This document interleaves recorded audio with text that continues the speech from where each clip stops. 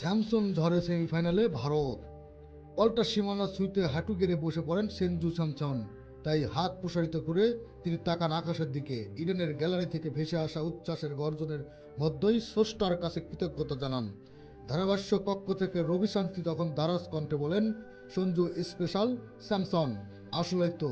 বিশ্বকাপে টিকে থাকার ম্যাচ 1996 রানের লক্ষ্য খেলতে নেমে 50 বলে অপরাজিত 97, বিশেষ কিছু তো অবশ্যই।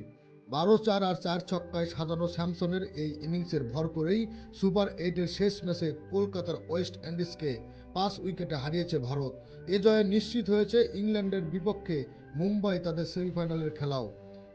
আক্ষরিক অর্থেই কোয়ার্টার ফাইনাল হয়ে যাওয়া ম্যাচে আগে ব্যাট করে ওয়েস্ট ইন্ডিজ রান কম করেনি, 4 উইকেটে 195।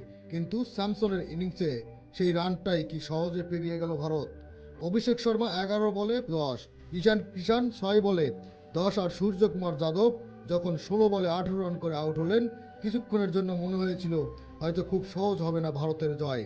কিন্তু একের পর এক বাউন্ডারি মেরে স্যামসন একই সামান্য সংখ্যাও উড়িয়ে দিলেন। রান তারায় একবারই কিছুটা চাপে পড়েছিল ভারত।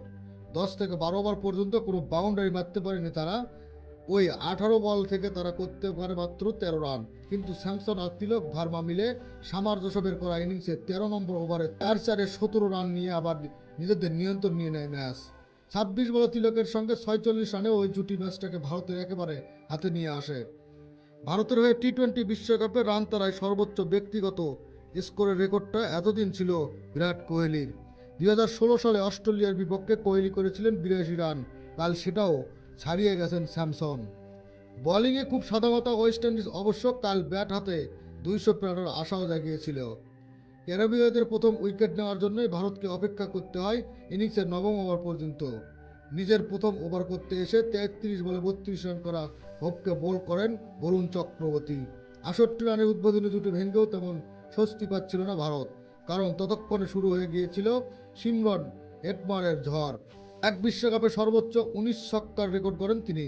ওয়েস্ট ইন্ডিজও গড়ে টি-20 বিশ্বকাপে সর্বোচ্চ 70 ছক্কার রেকর্ড। বুমরাহকে ফেরানো হয় 12তম ওভার, এক ওভারেই হটমার পরের চোজকেও আউট করেন। এক পর্যায়ে ওয়েস্ট ইন্ডিজের রান ছিল 4 উইকেটে 119।